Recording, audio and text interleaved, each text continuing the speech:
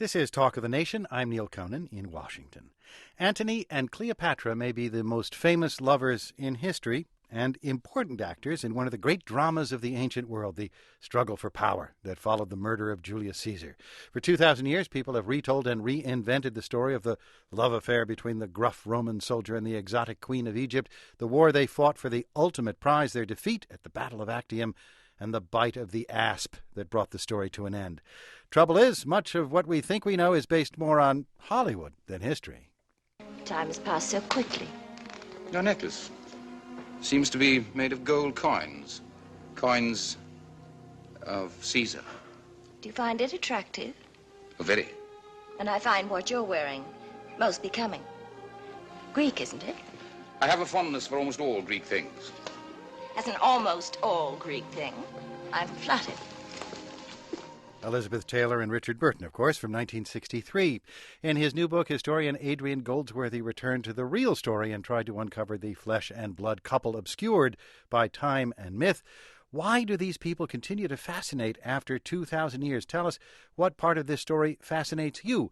800-989-8255. Email talk@npr.org. You can also join the conversation on our website. That's at npr.org. Click on Talk of the Nation. Adrian Goldsworthy joins us from the BBC studios in Cardiff. His book is titled Antony and Cleopatra, and it's nice to have you on Talk of the Nation today. It's very nice to be invited along. Thank you. And as you point out in your book, Antony and Cleopatra lost and ultimately had very little influence. Why is their story so famous when it might have ended up as a footnote? I think it's the drama, the fact that these two people are politically so important and they're lovers. So you get the combination. You know, there are famous romances, but they're not necessarily between two key players in a power struggle that's shaping the Roman Republic that's going to go on to dominate the world for the next 500 years. So it has a bit of everything in it. And there is also the sense of eras ending and new things beginning, that this was a tipping point in a lot of ways. Well, that's the thing. They're all overshadowed, really, by Octavian, the man who'll become Caesar Augustus, the first true emperor, you know, Julius Caesar's adopted son, his real great-nephew. And he's going to create the system that will shape world history for such a long time. So they're the losers in that struggle, but they are right there where it's happening. And it is not inevitable that Octavian would have emerged triumphant. Oh, no, certainly not. It surprised everyone. I mean, the sheer fact that this kid of, you know, he's not much more than 18 when Caesar's murdered, and he steps into the center of Roman politics at an age when no one would be taken seriously. On top of that, he's unhealthy. You know, he keeps on falling ill, and everybody's expecting him to die. It's amazing that he lasts out till his 70s and rules Rome for 45 years. I mean, no one would have guessed that. And it seemed that Antony, the man of vigor, a man who took great pride in his appearance, hiked his toga up to show off his muscled legs. That guy would have been the guy who ended up thrown in the ditch. Well, that's the thing. He's the sort of the big, the healthy, the established man, and, you know, he claims descent from Hercules. You know, you can't get much more sort of butch and masculine than that, basically. And Antony's trying to prove it all the time, and he grows a beard, and he wears, you know, lion skin sometimes, does all this stuff, and flashes his thighs at everybody, and all this sort of thing. But it's a weakness in that it's politically, he doesn't have Augustus's savvy, his skill, and Antony as well, I think he ends up believing his own myth. You know, he keeps on making these speeches. He keeps on telling everybody how great he is and how great a warrior and a soldier he is. But the reality just doesn't live up to it. Yeah, you point out, in fact, we think of him as a soldier because we remember all the stories. In fact, he was much more of a politician, a standard Roman of his class and day, and not a particularly good soldier. No, that's the thing. I mean, by Roman standards, he actually spends very, very little time with the army. And his only real successes are either against some very second-rate opposition in sort of rebellions in the provinces, but mainly it's fighting other Romans. So you're in a civil war. Nearly everybody is rather amateur. They're inexperienced. The armies are big, but they're clumsy. So the fact that you win that you beat people like Brutus and Cassius, who are even more inept than you are, doesn't really prove a lot. But the thing is, he believes it. You know, he markets himself. He is the strong man. He's the military man.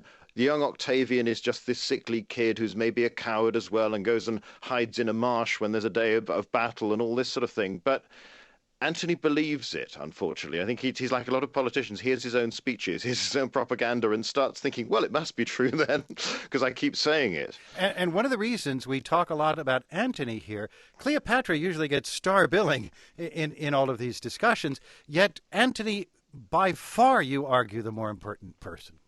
Yes, I mean Cleopatra has the glamour. You can recognize the image of Cleopatra even if it owes more to Elizabeth Taylor than it does to reality. So she tends to overshadow him in the same way that Caesar overshadows him. He is genuinely the great soldier, the great statesman, the great man. Antony isn't either, but you have to remember that Cleopatra is queen of a kingdom that has been dominated by the Romans for 100 years before she comes to power. The only way you can stay king or queen is with Roman backing. She can't fight the Romans. She's very much a client, an allied state that has to make the best of it and try and sort of come to terms with this power. But it's the Roman Republic that runs the world, or all of the Mediterranean, that area. And it's the people who control the Republic, and that can only be male Roman aristocrats and Roman senators. So, Cleopatra is struggling really to stay in power and to stay alive. And it's Antony, it's Octavian, it's the Romans who shape the world. And her family, the Ptolemies, the successors to Alexander, the Macedonians or Greeks who took over that country after the death of Alexander, they were busy knocking each other off. Yes, it's amazing the family lasts as long as it does. I mean, Cleopatra's the last one to rule, and the family controls the kingdom based on Egypt for nearly 300 years. And they keep on producing large numbers of children, which is just as well because they keep killing each other as well, as you say. And it's, they make the blood of the family special, so that you have to be a Ptolemy before you can think of becoming king or queen. They don't just marry aristocrats or anyone like this. So they start marrying brothers to sisters, uncles to nieces, all this sort of thing. But it means that because anybody in the family can be king or queen, you can't trust them. So, I mean, Cleopatra is involved in bumping off two brothers and a sister, and she knows that she couldn't trust any of them. They'd do the same to her. Once her children get old enough, even they are a threat. You simply cannot trust anyone who's a Ptolemy. And generally end up marrying your brother. Yeah, exactly. So, I mean, it's quite surprising, really, that they didn't all have webbed feet and, 6 toes and all this sort of stuff. Their genetic information was not as complete as ours these days. We're talking with Adrian Goldsworthy about his new book, Antony and Cleopatra. If you have questions about the world's most famous lovers and what you think you know about them, and if you've ever wondered why their story continues to fascinate after all these years, give us a call, 800-989-8255. Email us talk@npr.org. And let's start with Peter. Peter with us from Avalon in New Jersey. Oh, hi. My question was, Professor Goldsworthy mentioned Antony's supposed descent from Hercules, and of course Julius Caesar claimed descent from the goddess Venus, and Cleopatra is more or less descended from Alexander the Great, or from his stepbrother, and moreover, the pharaohs were sort of god kings of Egypt. And I'm just curious, in terms of what the belief system was at the time, were these people regarded by their contemporaries as demigods, or as actually related to divine beings? Was that taken seriously? It's quite complicated, because obviously they keep telling you, I'm descended from the god, or I am a living god or goddess. I mean, Cleopatra's father styled himself the new Dionysus, and she talks of herself as Isis and has all sorts of statues and proclamations about this. Antony likes dressing up as Dionysus as well as the Hercules connection. So they're very keen to persuade you that they are special, that they're more than human. But of course, it's more complicated because this is an ancient world where there are lots and lots of gods and goddesses. For us, we're used to the monotheistic idea: there's God, there's man, and it's a very clear division. But the whole sort of, in the tenure of Greek myths, is that you have Hercules, who starts as a man, though the son of a god, but works his way up to some sort of semi-divine status. So it's a bit more muddied, it's a bit less clear, but on the one hand, people are quite happy if you're paying them to go out and cheer you and worship you as a god and all this sort of thing. But how far it actually convinces them that you're worth following if things go wrong is more difficult. I mean, Antony and Cleopatra, they're both claiming descent from the gods, and yet they both lose and everybody abandons them. So it doesn't necessarily work all the time. And you have to say that the favorite part of Dionysus's garb that Antony liked was probably the wine cup. Oh, yeah, very definitely, yes. Always ready for a good party as far as Antony's concerned. And, it's a bit striking. Unfortunately, or perhaps fortunately, the book hasn't survived, but the only thing he ever wrote that was published was a book on his drinking. So that gives you an idea of his... And we don't get the impression he was writing about 12 steps. Oh, no. This is more the sort of frat boy approach to let's have a good night. And also, but, it's never done me any harm sort of thing. That was the idea. Peter, thanks very much for the call. Let's go next to, this is Denise. Denise with us from San Francisco. Hi. Thanks for taking the call. I was wondering if Cleopatra had any children with, say, her, brothers or whoever, if she produced any children, and did her and Mark Antony have any children? Right. Yeah. Well, we're slightly unsure as to whether or not Cleopatra formally married her two brothers. She's joint ruler with them both. However, they're both several years younger than her. The first time she marries her older brother, he's only 11, even though she's already an adult. So the odds are, if the marriage has occurred, they probably weren't consummated. She has one son that Caesar's probably the father, Ptolemy Caesarion, and then 3 children with Mark Antony that tend to sort of drop out of Shakespeare and all the movies. They get forgotten about. They're not part of the drama, not part of the romance. But she has a twin boy and a girl with him called the Sun and the Moon. And then another son, Ptolemy Philadelphus, a few years later, all of whom survive. Those 3 survive on. One of them, the daughter, actually marries a North African king later on and founds a dynasty there. So Cleopatra's descendants rule on for another 100 years, sort of along the coast of North Africa. And indeed, some of Antony's descendants become emperors of Rome. Oh, yes, there's 3 of them. I mean, you've got Caligula, Claudius, and Nero. So on the basis that 2 of them are pretty mad and fairly bad, that's not necessarily a good average, but, we tend to have a nice view of Claudius, probably because of Robert Graves, and I Claudius as much as anything, but he wasn't as dangerous or homicidal as the other 2. Denise, thanks very much for the phone call. Appreciate it. Thank you very much. We're talking with Adrian Goldsworthy, the author most recently of Antony and Cleopatra, out today from Yale University Press, with us from the studios of the BBC in Cardiff. If you'd like to join our conversation, what do you want to know about the world's most famous lovers? Why does their story continue to fascinate 2 millennia after their suicides? 800-989-8255. Email us, talk@npr.org. Stay with us. I'm Neil Conan. It's the Talk of the Nation from NPR News.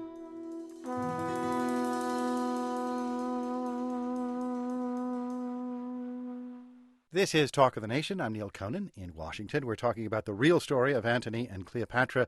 Through the ages, writers, scholars, and romantics have often portrayed Cleopatra as a benevolent leader and Antony as passionate, but a bit simple. Like so many other things we think we know about the 2 lovers, not so true. Adrian Goldsworthy corrects those and other myths in an excerpt from his book at our website. That's at npr.org. Click on Talk of the Nation. The name of his new book is Antony and Cleopatra. So why do these people continue to fascinate after all these years? What do you want to know about these famous lovers? 800-989-8255. Email talk@npr.org. And let's see if we go next to, this is Nick. Nick with us from Grand Rapids. Hi, yes. How are you guys doing? Thank you for taking my call. Sure, go ahead. Well, I recently took a class on this actual specific subject of Cleopatra and her interaction with a bunch of Roman things, and I kind of just wanted to question I'm not quite sure if it is a myth, the story of how she rolled herself naked in a very large carpet and unrolled herself in front of Caesar. Was not quite sure if this was actually true or if this was just some story that was told back in the day, and I will take my answer off the air. All right, Nick, thanks very much. Always a very good scene in the movies, Adrian Goldsworthy. It's great stuff. I'm afraid we've got to definitely kill off the naked idea. That's not mentioned at all. There's one Greek source, a chap called Plutarch, who tells us that she was brought to Julius Caesar secretly and sneaked into the palace because her brother's soldiers are besieging it, and they're ready to kill her because she's the rival. He wants to get rid of her. It probably wasn't a carpet. Looking at the Greek, the most likely thing is something like a laundry bag. So maybe they sort of undid the top and it just fell down as she stood up. It's slightly sort of weirdly like a dancer popping out of a cake or something like that. It's almost that idea. But we're told that she took great care to present herself to look both beautiful but also pitiful. She wanted Caesar's sympathy, and she happened to know that Caesar was a great womanizer, so that, that's the best way to get his sympathy.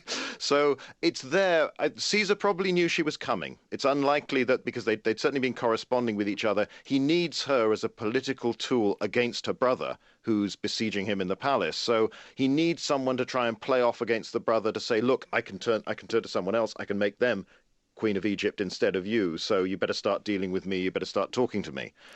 So it's there, but it's like everything else in Cleopatra's life and her affairs with the Romans. It's this heady mixture. The romance is there, but all the time it's about politics, it's about power. And Caesar, Cleopatra, Antony, all of them, they're very much political animals. And however much they're enjoying this, however exciting the whole thing is, they have a clear political agenda all the way through. Let's go next to, this is, if I can push the button, Michael. Michael with us from Denver. Hi, how are you doing today? Very well. If Cleopatra was a Greek-Egyptian and Anthony was a Roman, and of course Caesar was Roman, what language did they speak to each other? And how do we know? We know that Cleopatra's first language is Greek. And any Roman like Caesar or Mark Antony, an educated aristocratic Roman of that day and age, grows up to be fluently bilingual. Now, Cleopatra spoke in Latin. In Greek and Latin, sorry, yes. Yeah. Now, Cleopatra, we know, spoke another 8 or 9 languages apart from Greek, one of which was Egyptian, and she was the first one of her family, after all those centuries, to bother to learn the local language. But there's no mention of Latin. So whilst we're confident that she's a very bright, very clever woman, she probably could have learnt Latin if she'd wanted to, and maybe she did. It's never mentioned.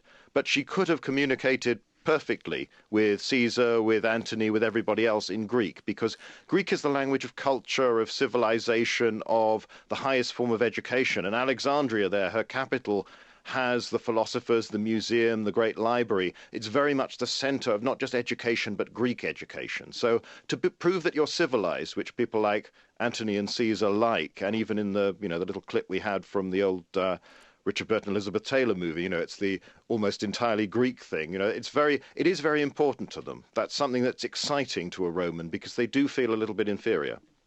Okay, well, thank you much. Thank you, Michael. Okay. Here's an email from Jill in Baton Rouge.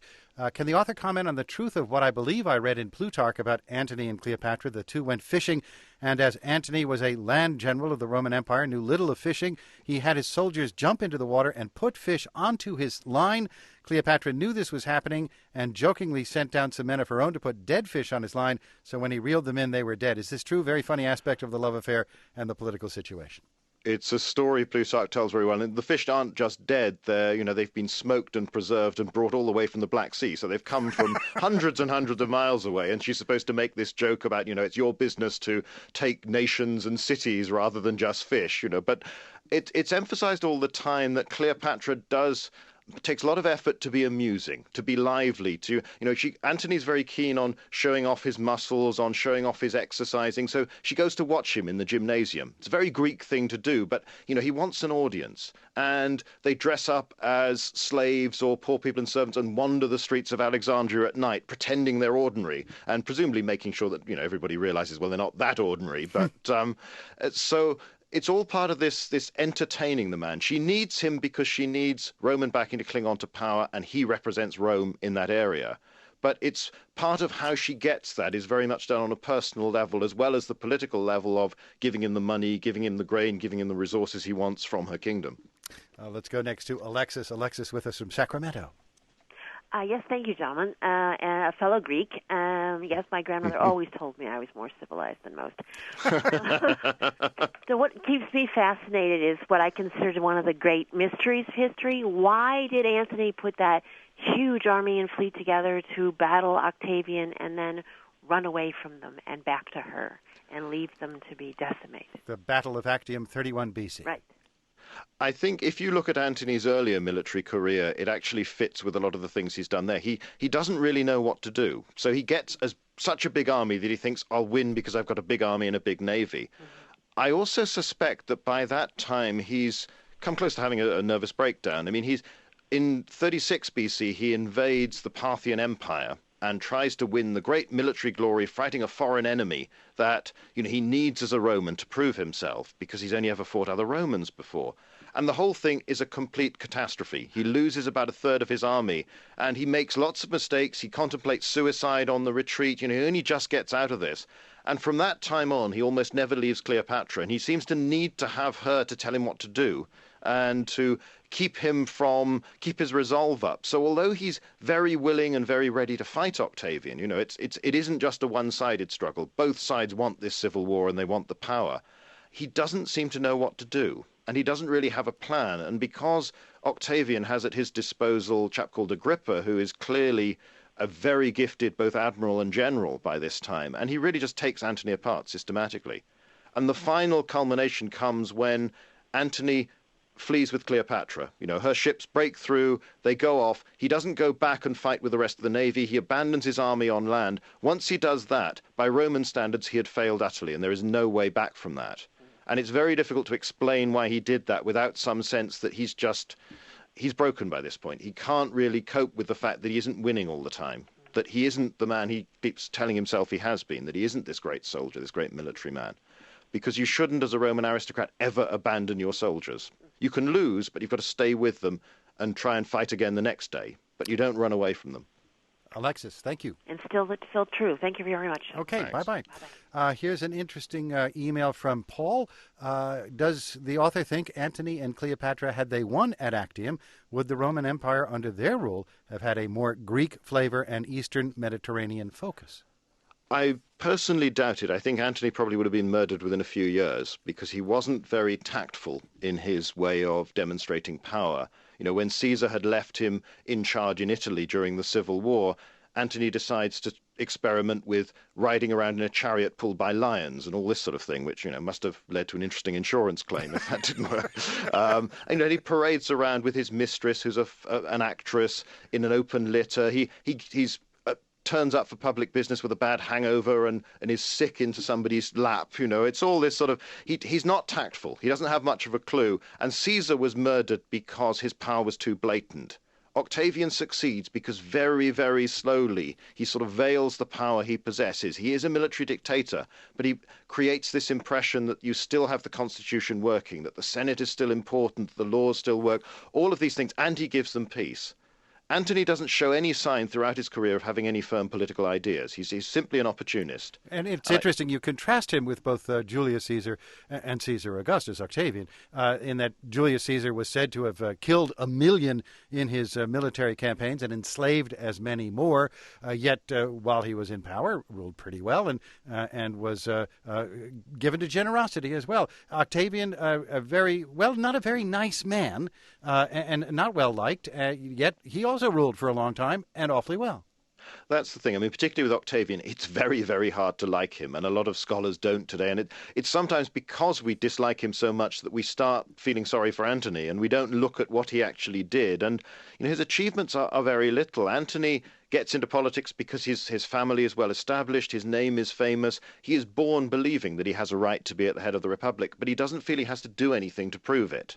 He doesn't have to obey the conventions. Somebody like Caesar, who comes from an ancient family that hasn't been doing so well, is struggling all the time to prove that he deserves it. But I think both Caesar and Octavian, yes, they are very ruthless individuals, and you probably wouldn't want to live next door to them, but they do have a vision, they do have an idea of making the state better for everybody. And I mean, it's striking when Caesar is murdered, Brutus and Cassius go off crying, as in Shakespeare, peace, freedom, liberty is dead. They expect the people to be happy, and they're not. They didn't see him as a tyrant or a dictator. It's only the aristocracy that does.